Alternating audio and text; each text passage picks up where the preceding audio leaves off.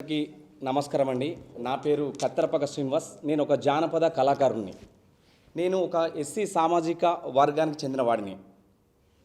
నేను ఎందుకు ప్రస్తావిస్తున్నానంటే, నాకు ఆ దేవుడు కళారంగం అనేది కళనిచ్చిండు. నేను ఈరోజు మా అమ్మ నాన్న నా ఫ్యామిలీ బతుకుతున్నారంటే అది ఒక జానపదంతోనే. నాకు 20 సంవత్సరాల ఎక్స్పీరియన్స్. నా చేతిలో ఎంతోమంది డ్యాన్సర్సు, డ్యాన్స్ మాస్టర్ లైన్లు, చాలామంది హీరోయిన్స్ కూడా అయిన్లు ఫోకు దాంట్లో.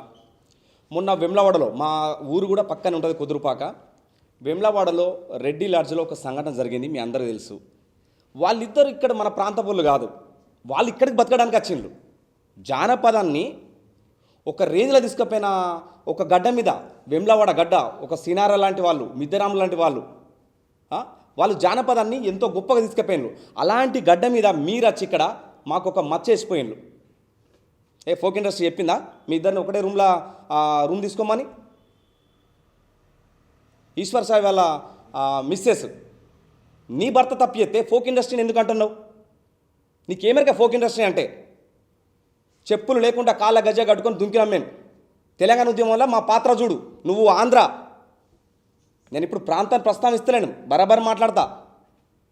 ఎందుకంటే ఒక తెలంగాణలో ఎంత కష్టపడ్డామో అది మాకు తెలుసు. ఈరోజు వచ్చి నువ్వు ఫోక్ ఇండస్ట్రీ మొత్తం కమిట్మెంట్లు జరుగుతున్నాయి, నువ్వు చూసినావా? బుద్ధి ఉంది అసలు నీకు మాట్లాడడానికి?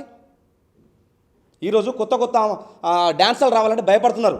కొంతమంది పేరెంట్స్ ఫోన్ చేసి, సీన్ సార్ ఇక నుంచి వెళ్ళి మా అమ్మాయిని మేము పంపించము, మాకు ఫోన్ చేయకండి అంటున్నారు. ఇదేనా? దయచేసి ప్రజలారా మీరు కూడా అర్థం చేసుకోండి. శేఖర్ మాస్టర్ చెప్పిండు, ఒకప్పుడు మేము సినిమా ఇండస్ట్రీలో తిరిగితే మాకు ఎవరు అవకాశమే లేదు. కానీ ఈరోజు మమ్మల్ని ప్రపంచం గుర్తుపడుతుంది కేవలం ఒక జానపదంతోనే.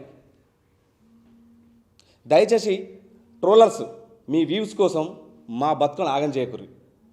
మీకు వ్యూస్ రావాలంటే మీరు ఒక మంచి కంటెంట్ తీసుకోండి, అంతేగాని ఇలాంటి చిల్లర పోస్టులు పెట్టి అట్లా చేయకండి.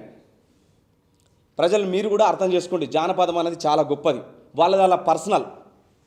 ఎవరు కూడా జానపదాన్ని కించపరచదని మీ అందరినీ కోరుకుంటున్నా. థ్యాంక్ యూ అండి.